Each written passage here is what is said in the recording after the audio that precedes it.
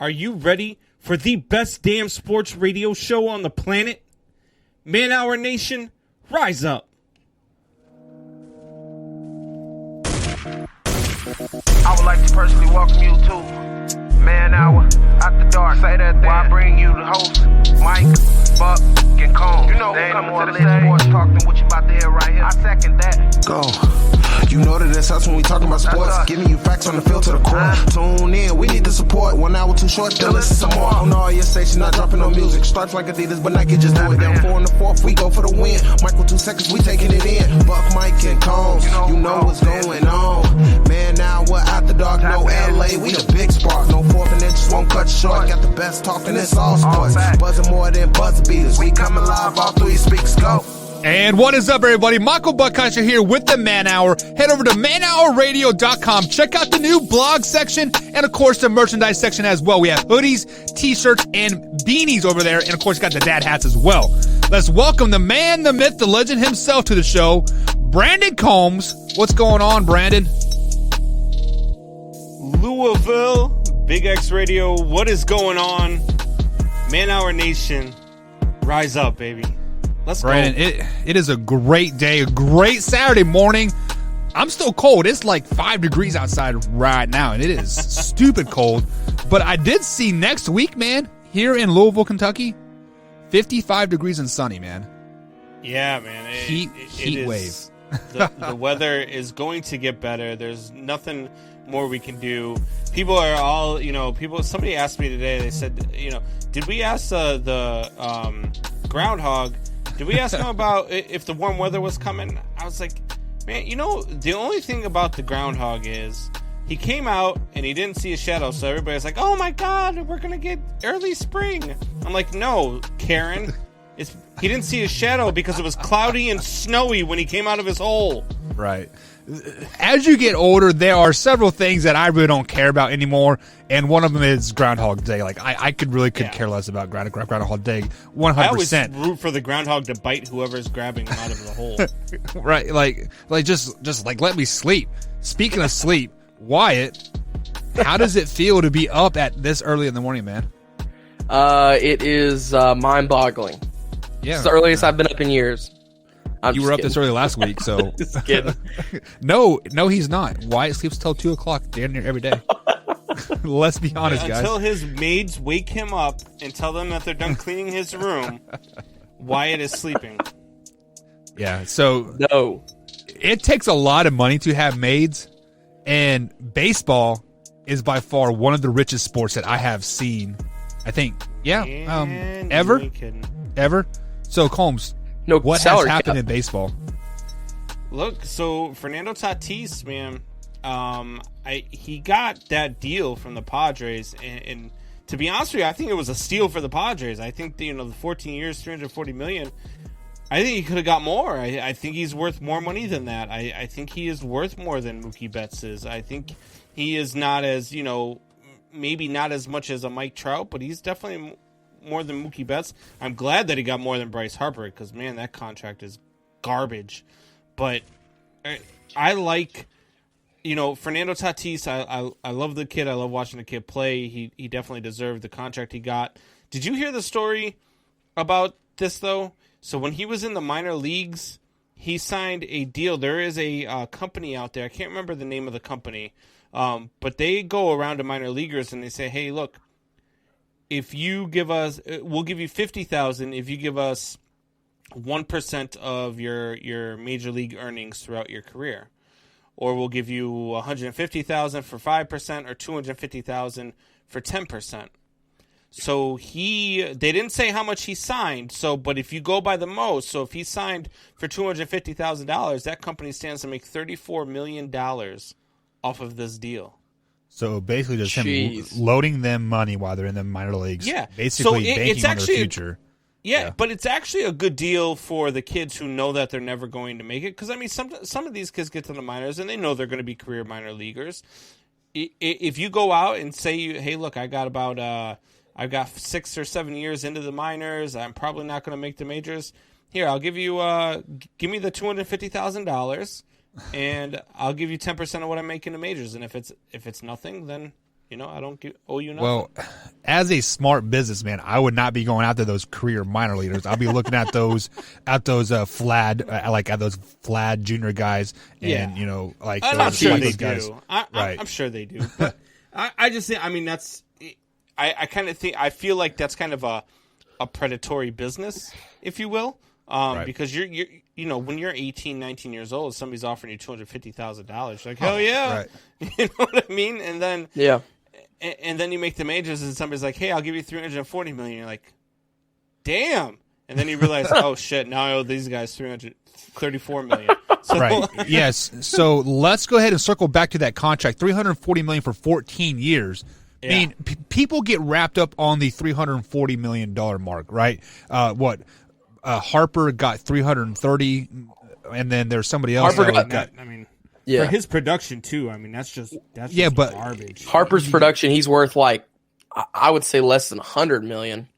Yeah, but like I'm saying, like people get wrapped up in this large amount of like numbers, but then you divide that by 14, 13 years. I mean, in hindsight, it's really not that much money. I mean, he's if you would probably $24.2 million a year is what he's making. Well, Yeah, I mean- 24.3.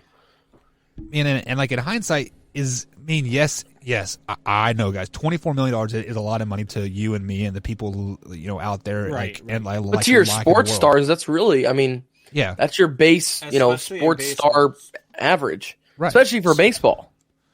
Yeah, I mean, like if you look at the major league, or if you look at the NFL, Dak Prescott right now is gearing up to make $40 million a season. So he's doubling doubling the amount of money for 16 games versus 162 2 games. I mean, and I get it, man. Like you said, for the listeners out there, like, oh my god, listen to these guys say $24.2 million isn't that much money for these guys. Blah blah blah. I'm so heartbroken. Blah blah blah. Look, it is, when you think about it like this, the players are actually worth more than what they get paid. 100%. The owners make the majority of the money, just like in a regular business. So you look, the owners look at make it from all the your money. business side. But each team makes roughly about three. I think it was something like $3 billion a year. Is what their revenue is, and that's a base for all the league around. So $3 billion, and the highest paid salary is 200 and something million. See, if I was a baseball player, difference. Yeah, see, if I was a baseball player, I would be smart about it. I would be like, hey, instead of $340 million, how about you give me 300 and I collect all my jersey sales money? Or like I collect a percentage of what I sell jersey wise and owners would autograph never wise. do that, and that's why they have a players union and all that type of stuff. But the players, people that complain about how much money these players make, you basically look at it like this: these guys generate all of that $3 billion, because I'm telling you right now, I've gone to plenty of baseball games. I've never once gone to a baseball game and said, man, I hope the owner or the GM are here. Right. I've never gone out to buy a jersey and grabbed a jersey of the owner or the GM. Jerry Jones jersey. They generate 100% of this revenue, the players do, because we go to the stadiums to watch the players. If I buy a hot dog, I'm buying the hot dog because I'm there to watch the player and I'm hungry. Like, if I'm buying a shirt, it's because I'm there, I like the player, I like the team, and I'm buying a shirt. So these guys are generating all of your revenue, and they are making, less than 20% of the money back in that. And that's not the way the normal world works. If we go to a job, like I go to a job, I produce, a lot more money than what I make, obviously, but that's part of not owning the business that I work for. But it's also not where your payroll is less than, 15 or 20% of your income, Right. because that just doesn't happen. You wouldn't be able to run a business that way. However, baseball with the unions and stuff like that, they found a way to keep it to where, they're making a lot of money and they're happy, but the owners are making so much more money. Yeah. So much more money. And that's why ticket sales are so high. That's why it's $10 to get a hot dog, $12 to get a beer. Like, it's ridiculous. And it's usually some of the worst beer that you've ever had ever, because like by the time you get back to your seat, it's like it is warm, and it's like a 84-ounce of glass, and you throw half of it away. I want to go where you're going, man. What are they giving out? 84-ounce beers in Kauffman Stadium? It's a Kansas City thing. It is a half-gallon beer. Like they're like, I want $45 for this half-gallon beer. They give you a milk jug full of beer $45. It's a keg with a nipple on it. Right. But let's circle this back around here, and like I want to talk about the aspect of like people say that pro athletes make too much money. My wife is one of them. They say pro athletes make too much money, but you have to realize false. A professional athlete's lifespan in the pros, it's about 5 years. So you have 5 years to make a lifetime generation of like cash, right? Right. And look, I mean, none of us in our life, I mean, I don't know about you, Buck. I don't know how well you get paid, but I will never see, even in my earnings, I don't think I would ever see, $24 million over my lifetime of earnings. So these guys do make a lot of money if you're going by blue collar standards. But that's not what this is. These are guys who have a specific talent. Now, you figure there's a 40-man roster on 30 teams, so that's 1,200 people, okay? If you just go by the 40-man roster, I'm not talking about all the minor leaguers, all that stuff. 1,200 people in the world right now are on a 40-man roster in Major League Baseball. Right. 1,200 people have the talent to do what they can do. Like, it's not like everybody has the talent to do what they're doing. So you get to the point where these guys are making the money because they have that talent to do what they can do. Just like, investors are smart enough to make money on their investments and that type of stuff. It's stuff that's us average Joes can't do. People that invent stuff. Like, there are all sorts of things I'm like, damn, why didn't I think of that? Just like the guy who went out and made $375,000 by running naked around the Super Bowl stadium. Like, why didn't I think of that? You know what I mean? Like, so people... They wouldn't have paid you that much, Combs. They'd have given you $10 and like, here, leave. People, I'm Irish, so they would have been like, that's actually not considered, running around naked. You're just running around with your clothes off. But no, so they are, look, athletes get paid more money because of what they can do and how they do it, plus how much revenue they generate. They generate so much revenue. We pay those salaries. The same people like your wife, who I'm sure is a great lady. I haven't met her yet. I would love to meet her someday. But she says they make too much money. But you also told a story 2 weeks ago on this show about how you had never been to a pro game until you met your wife and she took you to one. Yeah. She contributes to that salary. Yeah. Like, that's the other thing too. We do every year, so. Yeah, well, that's the other thing too. Like, whenever you think about it, like Combs brought up the people that complain about it are also the ones who are paying for it. Like, when you really break it down, I mean, think about the money that they're generating in versus how much they actually get paid, and then it makes sense, So, like, if you worked your normal day-to-day job, okay, say as an accountant, okay, and you brought your CEO $5 billion a year. Okay. Well, sure. Then you're worth, $300 million. Sure. But when you don't bring that revenue in, it's like the old saying, monkey who earns 15 banana gets 5 banana. Monkey who earns 5 banana gets 1 banana. It's just, that's how it is, man. If you want to make that much, stop crying about it and go, be a pro athlete. Go do something like that. And until then, stop crying about it. That's my theory on it. It's like also like how people who get all upset about people run up to scoring games. If you're so upset about it, then stop them. Go do something about it. If your employer came to you and said, "Hey, Buck, this is what I made this year. This is what I think you're worth. This is what other people in your business are worth. I'm going to give you $3 million a year to work for my company." You going to turn it down?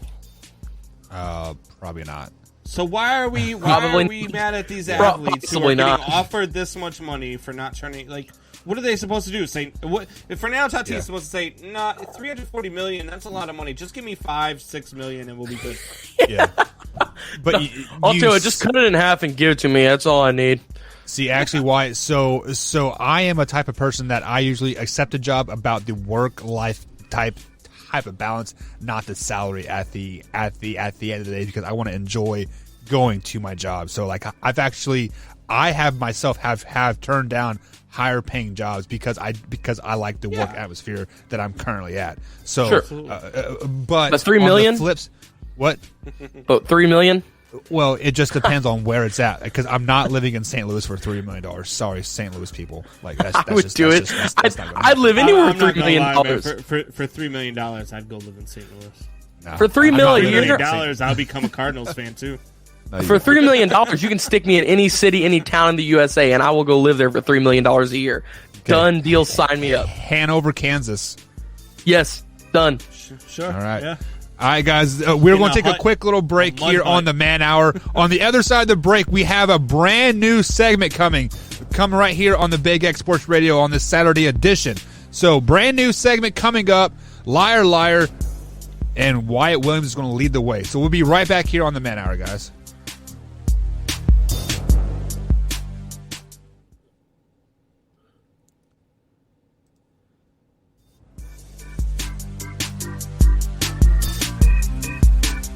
What is up, Man Hour Nation? We are here with our newest segment, as Buck was mentioning before the break. Little teaser there for you, but we're back here. So the new segment, we are calling it Liar Liar. Basically what it is, I'm going to give the boys, Buck and Combs, I'm going to give them 2 lies and 1 truth, and they have got to guess which one is the truth to gain a point. And the rules are the first one to get to 3 points wins for the day. We'll keep a running total, blah, blah, blah, blah, blah. We'll reset at the end of the month. Here we go. Everybody ready? We are ready. Let's do it. Especially with that blah, blah, blah. What are we playing for? Shaved heads? I don't know. That's between you guys, man. What's the bets on this? I'll tell you what. If Buck wins, he can shave his head. And if I win, Wyatt shaves his head. No. I'm the game host on this one. I'm supposed to look pretty. We will discuss this on Twitter, so you can follow us on Twitter at @manhour_Buck, at @manhour_Combs, and at @manhour_TWW to figure out what the bet is. So let's do a flip of a coin, Wyatt. Let's do heads I win, tails you lose. Oh, of course, yes, because there's nothing shady about that. Okay, perfect. Let's do it. Get started, man. All right. So now as we get started, here we go. So the first one here. Dennis Rodman got his nickname, Rodzilla, from being a lizard enthusiast. All right. That's your first one. Your second one. The NFL referees receive Super Bowl rings. NFL Super Bowl refs receive Super Bowl rings. Okay. Then our third one for our first segment on Liar Liar. Tommy Lasorda, legendary baseball manager for the LA Dodger, and the guy who would have killed the Philadelphia Fanatic if he could have got a hold of him. Tommy Lasorda was actually a pro fisherman after he retired from baseball. So we have Dennis Rodman, a lizard enthusiast is where he got Rodzilla. We have NFL refs get a Super Bowl ring, and we have Tommy Lasorda was a pro fisherman after he was done with baseball. Combs, we'll start with you. Take your talks, take your guesses, and then we'll move to you, Buck.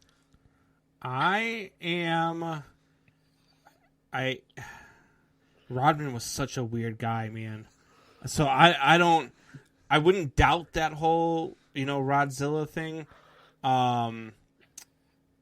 But I think he got it because he was such a beast on the boards. He was like Godzilla. He would smash everything in his path to get to the ball. And I'm pretty sure Tommy Lasorda was just always in baseball. He was never a pro fisherman. I'm going to go with NFL referees get a Super Bowl ring. Yeah, I was kind of leading that way as too, because Dennis Rodman wasn't really that weird until he went to the Bulls. And I had never even heard Rodzilla, though. I always heard his nickname was the Worm. Yeah.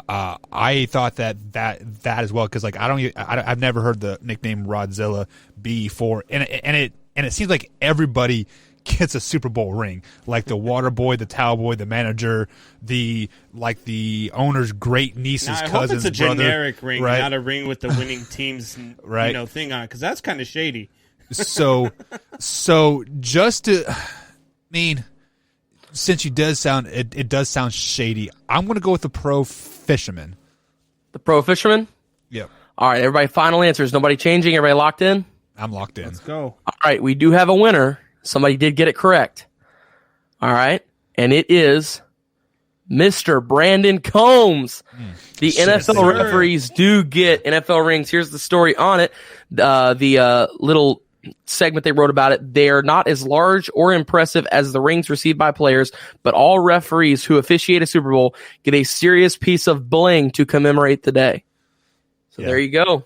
I should have definitely stuck with my gut, Collins, because I don't know. I mean, once you're a pro fisherman, you don't change that life. Come on, man. Yeah, all right, you do not change your life. I did that earlier in the week where I changed my gut and I was wrong. So I'm changing the rules mid-game here. Oh God. So you all cannot choose the same thing. That's something else I forgot to mention earlier. But what I'll do is I'll alternate each time. So Combs goes the first one, Buck will go first the second one. All right. All right. That sound good? Sounds all right. And you cannot choose the same ones. This must be a Packers fan speaking. Change rules mid-game. Yeah, no shit. So here we go. That's why he's doing the host, so he doesn't have to lose in the championship. The first. Shut up. The first one here is Kyler Murray is actually secretly a magician. He is a magician on the side. He knows like magic tricks and stuff, right? All right. 6 foot tall, you got to be magic somehow. The second one, Wayne Gretzky actually did figure skating on the side. The great one did figure skating on the side. And the third one, the Pittsburgh Pirates almost built a stadium in the middle of the river that goes through Pittsburgh. So you have Kyler Murray, a magician, you have Wayne Gretzky, the figure skater, and you have the Pittsburgh Pirates almost built a stadium in the middle of the river that goes through Pittsburgh. Well, first things first, if you were to build a stadium in the middle of the river, that would be one of the most asinine things I think I've ever heard of, because like you'd have to have like some type of waiter system when the river gets high to float up and down, and then or if we're just floating all the time. I don't know. That seems like a too big of a engineering feat. Like at that point, all pro athletes kind of do have like some weird thing about them, like the musician or the Pokemon cards, or it's just something quite off about them. But hockey and figure skating kind of go hand to hand because you have to learn how to skate to be a good hockey player. So I'm going to go with Wayne Gretzky did do figure skating on the side. All right, Combs. That's the truth, I should say. What was the first one? Not the Wayne Gretzky. What was the first one? The first one was Kyler Murray as a magician, and then we had Wayne Gretzky as a figure skater on the side, which Buck already chose, so that one's knocked out. So your choices are Kyler Murray, a secret magician, and the Pittsburgh Pirates' new stadium that they were going to build at one time was on the river that goes through Pittsburgh. Well, they got that big bridge back there, so I can't imagine they would have built it. That just sounds stupid to me. Like, why would you build a stadium over the river? I'm going to go with Kyler Murray as a magician. All right, everybody locked in on the final answer? Yeah. No changes? Nope. And just like that, you are both incorrect. What? Wow. The Pittsburgh Pirates almost built a new stadium in the middle of a river. Here's the discussion on it. Okay, more like over a river in a construction proposal by NADCO Engineering Co. Back in the 50s, the Pirates' new stadium would have been sat directly over the Monongahela River. I think that's how you say that. If built, the 70,000 seating capacity structure would have also contained 600 hotel rooms, 4,500 parking stalls, and 100 air-conditioned bowling lanes. So there you go. Let's talk about this. Is this the most Pittsburgh thing ever? Like, if you built a stadium on the river, what happens if a flood comes and like it erodes the bank out? The stadium's going to fall into the river. I would assume that they build it like over the river, like kind of like you do a bridge. It's a bridge. In the picture illustration, there's like a bridge over top of it, and it's like there's a stadium, and then there's like grass on this side, and then on the other side there is like parking stalls and stuff. Bunch of idiots, so I'll tell you that much. Yeah, that would be so dangerous, wouldn't it? Dude, if that collapsed, it would be bad. Yeah. So that right there is how we end the second one. Combs still leads 1-0 on this over top of Buck. So guys, I just got an update on my phone, and I got so excited, and then I realized that it was just a thing. So there was an update that came across that said, could J.J. Watt sign with the Bears? And I didn't see the could. I thought it was an update saying J.J. Watt signs with the Bears, but no, it's not. All right, so now we go on to our third one here. Combs leads 1-0, like I said earlier. And here we go. So, Combs, you will go first again on this one. And starting it off, we have Olympic gold medals are actually made of silver. Okay? Mm-hmm. Next, we have Coca-Cola and Chick-fil-A once bought an NFL team. It does not say who, but it just says they bought an NFL team. Third, the Colts and the Bengals once conjoined teams in the middle of the night. Then the two owners got into a fight, and they completely split it off. It never happened. But for a solid 4 hours, they were conjoined. Okay? So that is your three there. We have Olympic gold medals are made out of silver. Coca-Cola, Chick-fil-A almost bought an NFL team, or did, they did buy an NFL team. And the Colts and Bengals once conjoined for about 4 hours in the middle of the night. So, Combs, you first, then we'll go to you, Buck. So, I'm pretty sure that gold medals are made out of solid gold. I'm gonna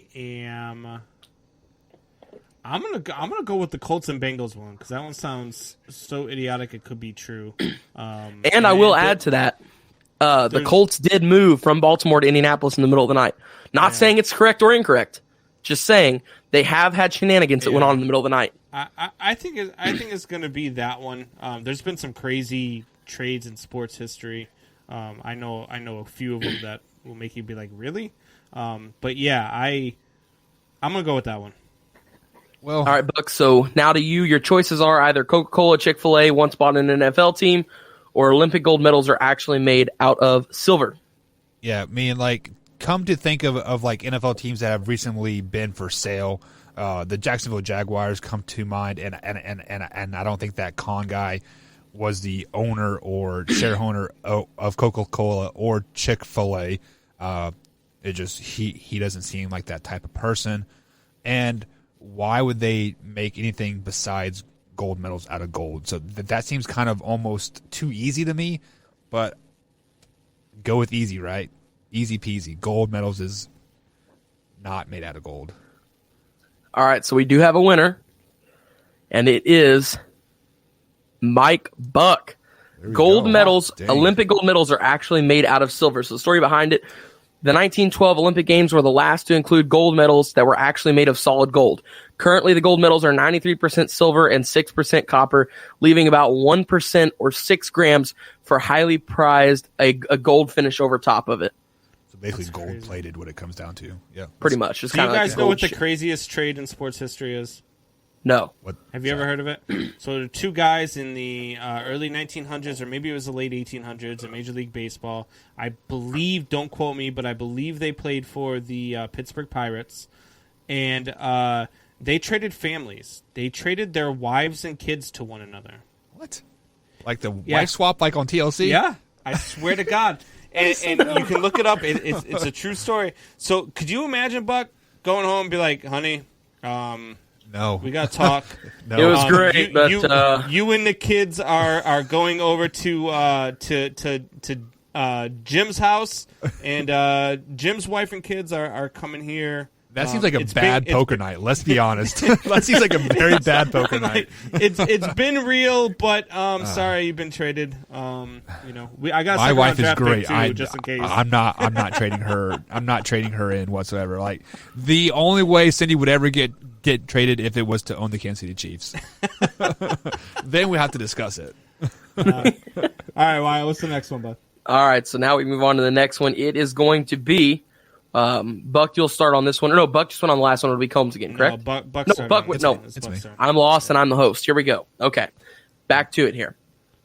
So, MJ once, the Michael Jordan once, spent $1 on a bet. We all know how big of a gambler he was. He once spent $1 on a bet and won $1 million. Okay? Next, we have That's like there has never once been a perfect March Madness bracket. Never once ever. And third, Jerry Jones was once an incredible bowler back in his day. So we have MJ, dollar bet, turned into $1 million. We have there's never been a perfect March Madness bracket. And Jerry Jones was once knocking down pins, striking left and right. I believe the NCAA March Madness thing is a complete lie, because I think just a couple years ago there was like a 16 or 17-year-old kid that had a perfect bracket going into the Elite Eight, and I think he got all those picks wrong after that aspect. So I think that is a lie. And oil rig guys, because Jerry Jones came from the oil fields, if I'm not mistaken, kind of like a rags to riches thing, and I think he was definitely a bowler. I feel like everybody in the Midwest at some point, when you are poor or not well off, you bowl, and that's what you do. So I'm going to go with Jerry Jones.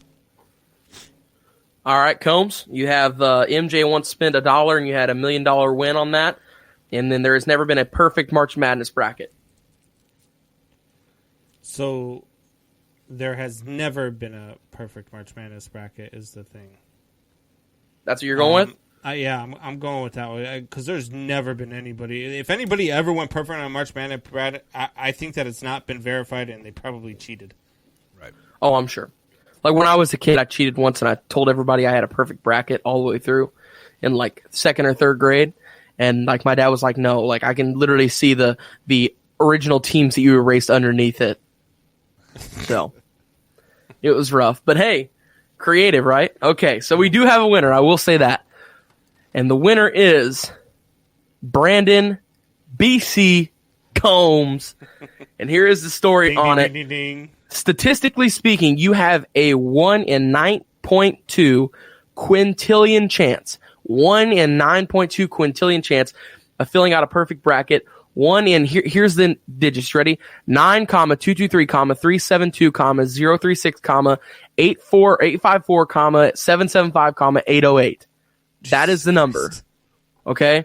To be very, very exact, an autistic teenager from Illinois was perfect in his first 2 rounds in 2010, which was a 1 in 13 million chance feat. But alas, did not go to attain the ultimate bracket perfection, and incentive to do so got many, many dollars sweeter this year when a billionaire Warren Buffett offered $1 billion, billion with a B, to anyone who fills out a perfect March Madness bracket. So yeah, good luck with that. There is one guy, I thought it was the last one that they did, so 2019. I want to say that there was a guy who went like the first 49 or 50 games or something like that, and then ended up losing like the Final Four or something. But all right, so Mr. BC Combs is now leading 2-1. So Combs, you need 1, huh? Combs won last time too. And I get to go first. Yeah. So Combs gets the first one on this one. Combs, it's yours to lose here, man. Am I going to pull an Aaron Rodgers? Am I going to choke? Jesus.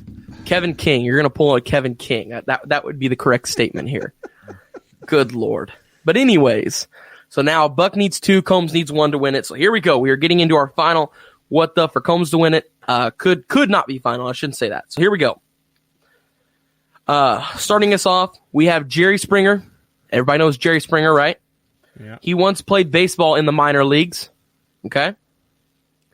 Every baseball used in the MLB is dirty. There are not any clean baseballs that start off like perfectly white, perfectly non-touched, glistening, gleaming, right? That is not a thing. And the third one is the Super Bowl logo cost the NFL to make $10 million.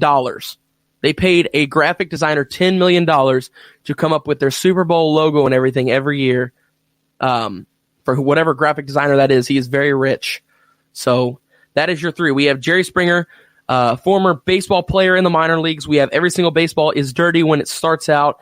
And the Super Bowl logo every year costs $10 million for the NFL to pay a graphic designer to make.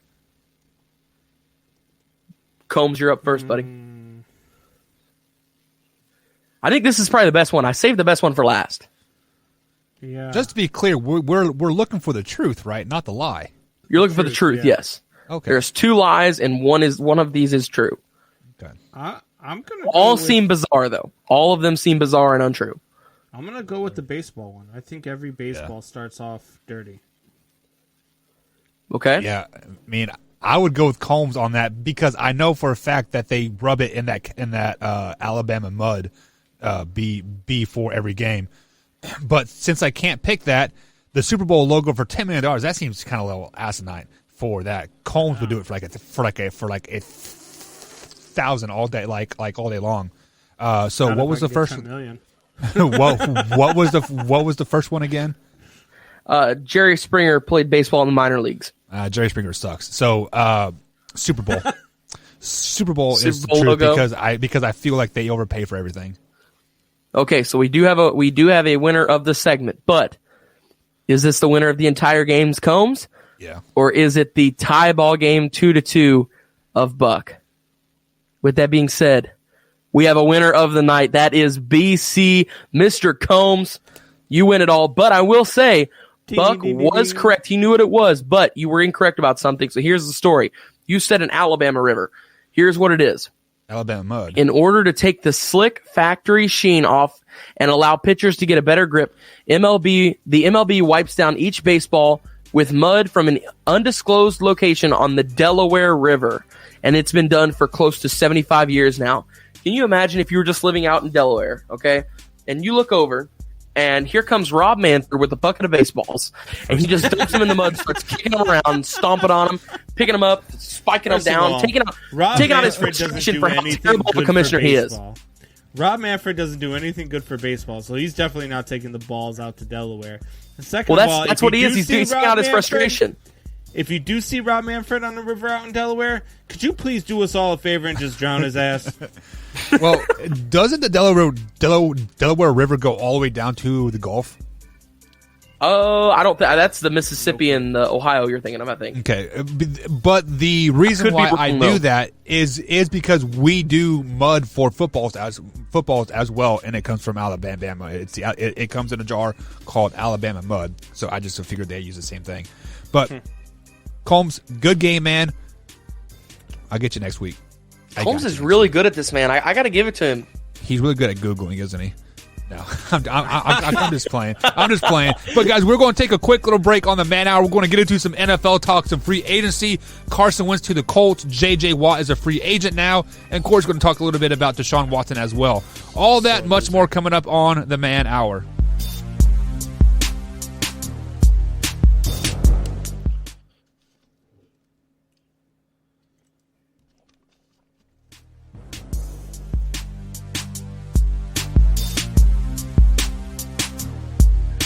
And welcome back to the Man Hour, guys. If you would head over to manhourradio.com, check out the new merchandise page and, of course, the blog section as well. We'd be most inclined for that. If you missed any part of the show whatsoever or any of the past week shows as well, you can download the podcast form on iTunes, iHeartRadio, and Spotify, or you can join us live every Sunday through Thursday, 8 p.m. East Coast time on youtube.com/Man Hour. That is youtube.com/Man Hour. Let's go ahead and welcome the boys back to the show. Brendan Combs, Wyatt Williams. Wyatt, that was a really good segment. We featured it for the first time here, and we got to find little tweaks to work out. But hey, this is what it's all about: live, raw, uncut sports talk, guys. Absolutely. So let's go ahead and jump into some NFL talk here. One of the biggest trades that have happened so far is a top 10 quarterback by the name of Carson Wentz going to the Indianapolis Colts. He went to the Colts on a third-round pick and a second conventional round pick, meaning if he plays more than 70% of the games this next season, that second-round pick will become a first-round pick. So technically, they got a first and a third-round pick for a top 10 quarterback in Carson Wentz to the Indianapolis Colts. Combs, I know you are already shaking your head over there. I can feel the rage coming through the table and like beating through my soul. Just stop calling him what are your a top thoughts on 10 this? quarterback. Facts are facts, man. If he was a top 10 quarterback, you would have got more than a conditional second round and a third round pick for him Just like you're getting for that they got for Matt Stafford, and just like they're going to get for Deshaun Watson. This guy is not a top 10 quarterback. He is a reclamation project. That is exactly what he is, and the Colts got exactly what they paid for. Now, that being said, I think it's a great fit for Carson Wentz. I think possibly going to the Colts could return Carson Wentz to his MVP form for two reasons. One, he's got a much better offensive line than he's used to working with in Philly. He's got a better run game than he's used to working with in Philly. And he's going to have the weapons. They're going to shell out. Carson Wentz is not going to be their only move. They're going to build around him. They're going to get him the weapons that he needs to go ahead and win. And he'll have a defense. And a defense. So an offensive line to protect him. Yeah. The Colts Wait, so Combs, go. Just a question here, okay? I'll let you continue on in just a second. I just had a question real quick. Is an MVP a top 10 quarterback? If you are a MVP quarterback, wouldn't you be considered a top 10 quarterback? Wouldn't you be considered a top 3 quarterback if you were an MVP candidate? If you're in the MVP discussion at the end of next year, then yes, you'll be a top 10 quarterback heading into the 2022 season. But you just said he has a chance heading to be an into the MVP 2021 candidate season. Yes, but he's not a top 10 quarterback right now. You idiot. Well, we're not saying right now. We're saying Yeah, when he's you healthy and are. has What are you weapons, he's a top saying? 10 quarterback. He just said a top 10 quarterback. You've been saying all week that he's a top 10 quarterback. He's We're not a top 10 foreshadowing quarterback Combs. right now. We're Stop foreshadowing Combs. We know what he's going to do when he You're gets there. drunk Like is you what said, you are. like It's you 9 said, a.m., he's- you're 18, and you're drunk. well, that would be illegal. First off, so no. Second off, he's gonna, like you said, he's gonna have the offensive line. He's gonna have protection. He is literally going to have the best and the youngest offensive line in all of the NFL. He's going to have a top 5, I would say top 3 defense in the league. He's going to have weapons spread across the board. T.Y. Hilton is getting older, but T.Y. Hilton is still a good receiver. He struggled a little bit at the beginning of the season. How sure are you that he is going to come in, and since you're so sure that he's a top 10 quarterback, how sure are you that he is going to be so last year they were a playoff team. How sure are you that he at least wins one playoff game with the Colts? I am. Gosh, are you shave your head question. Sure? Well, I'm never shave my head sure. That's not happening. Why? Everybody knows he's a top 10 quarterback. Well, he's a top 10 quarterback. But what if he gets hurt? How about this? I can't help if he gets hurt, then the bet is null and void. How about that? He has to play. I'll give you the same conditional pick thing. He has to play 70% of the games next year, get to the playoffs, and win a playoff game. Combs, you got to understand, man. You've tried this several times. I am never shaving my head. My mom would kill me. My girlfriend would kill me if I shaved my head. You attempt to grow a beard. That's a deal. I'll do that. That's done deal. I'll absolutely do that. I mean, because we know you can't grow a beard, so we will give you. How's he gonna grow facial hair? We will give you a month to grow the beard. If the beard doesn't come in to our standards, you have to shave your head. How about that? No, whoa, no. Nothing on top of my head is getting shaved. Doesn't look like Buck after 1 month. You've got to shave your head. No, nobody in my family can grow a beard, man. I don't know what it is. My dad can't. My uncles can't. My grandpa can't. It is the selective growth syndrome that I have on top of my head, huh? That's what it is. Buck can't grow hair on top of his head. I can't grow hair on my face. It's just that simple. Buck just shaves it off his head and glues it onto his face. Exactly. Yeah. And my back, like, and my lower back. All right. So Jesus. back on track here.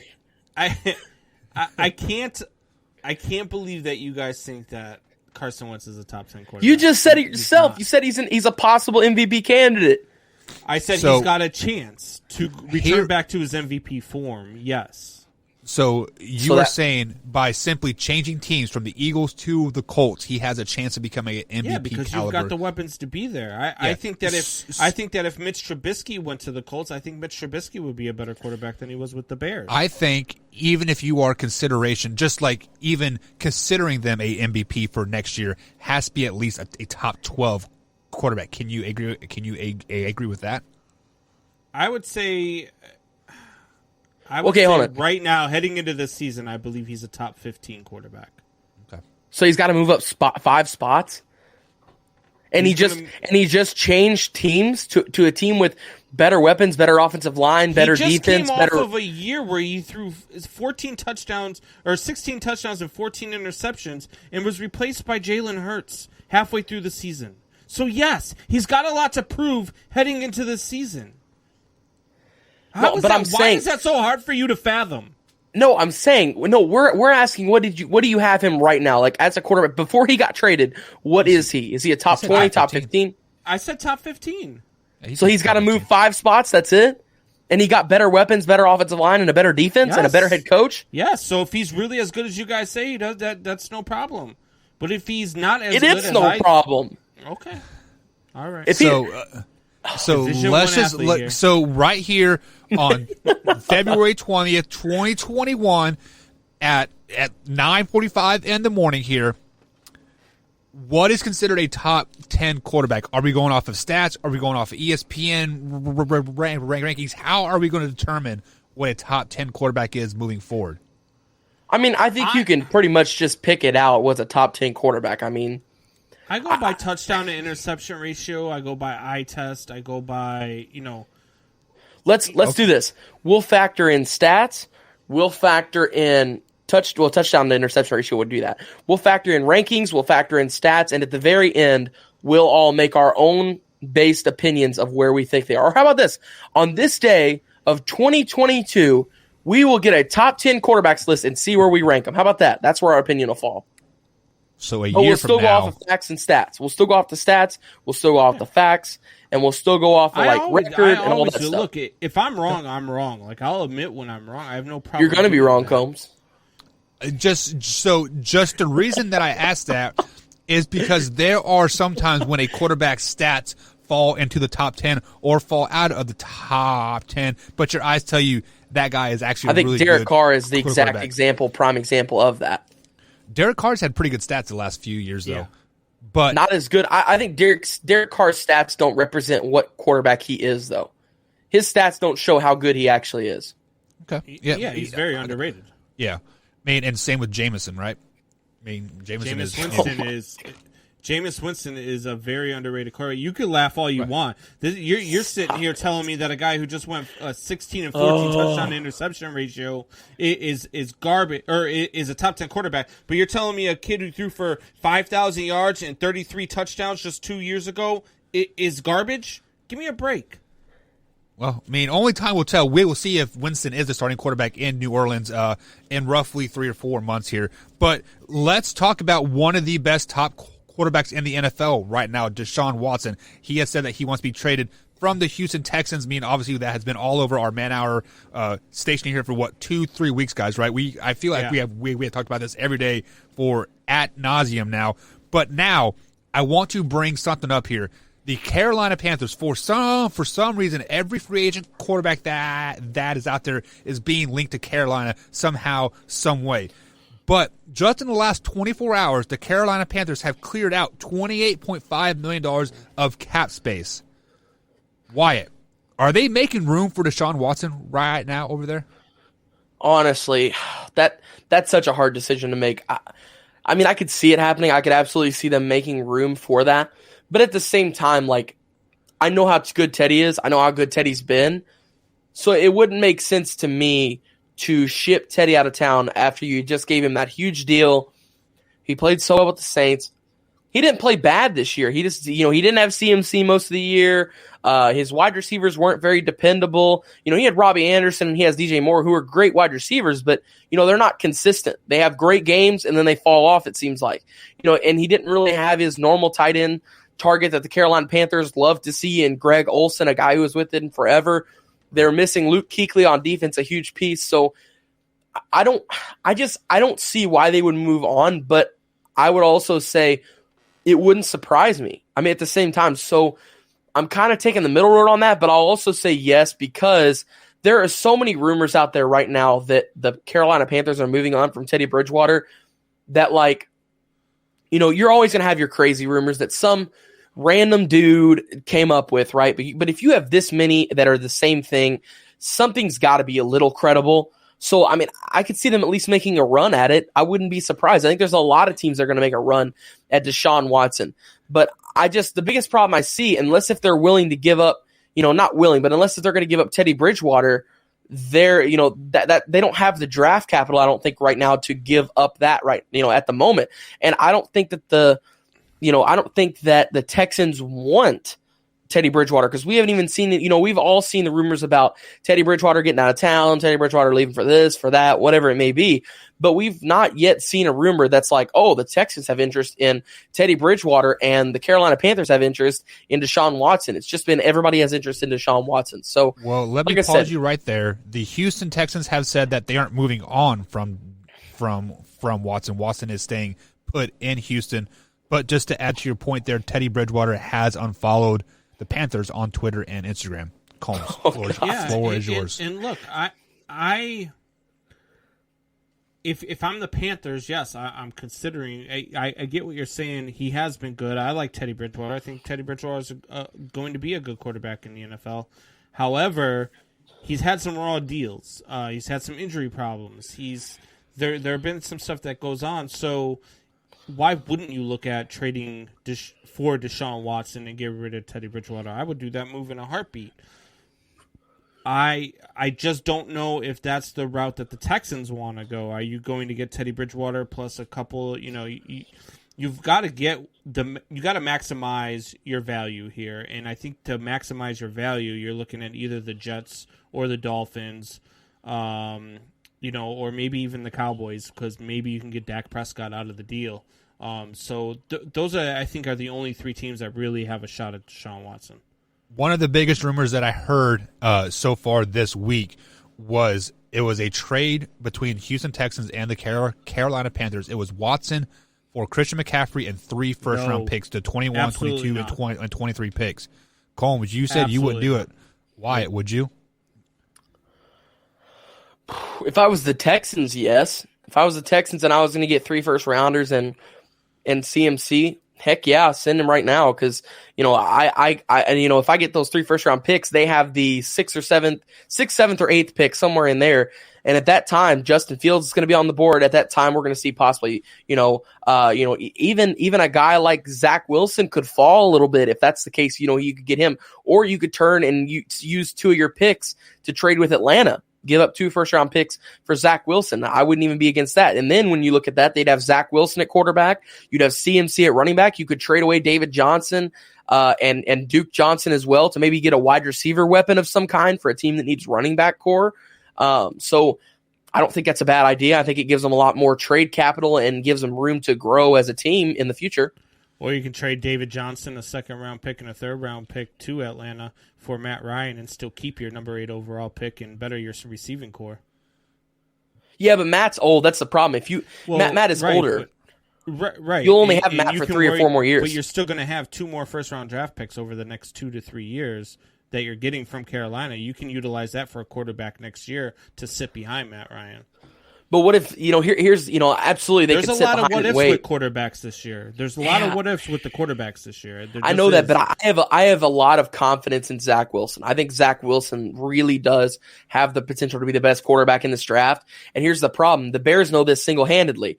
When you pass on a quarterback, there's no necessarily saying that next year there's going to be a good quarterback on the board.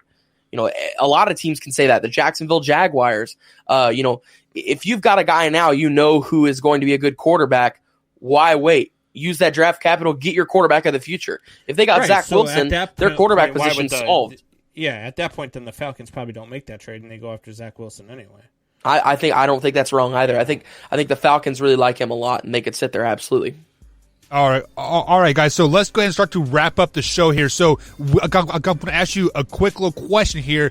Give me true or false here. The only team that J.J. Watt plays for next year is the Pittsburgh Steelers. Combs, true or false? False. Wyatt? False. Give me a team where he plays for, Combs. The Chiefs. Wyatt? Packers. That's a homer pick right there, 100%. All right, guys, so that is going to be it for the Man Hour. If you missed any part of the show whatsoever, head over to manhourradio.com, click on the podcast, and you can listen to the podcast form, or you can download us on iTunes, iHeartRadio, or Spotify as well. You can catch us live every Sunday through Thursday, 8 p.m. East Coast time at youtube.com/. Facebook.com/man hour. Combs, send us out. Man Hour Nation, rise up.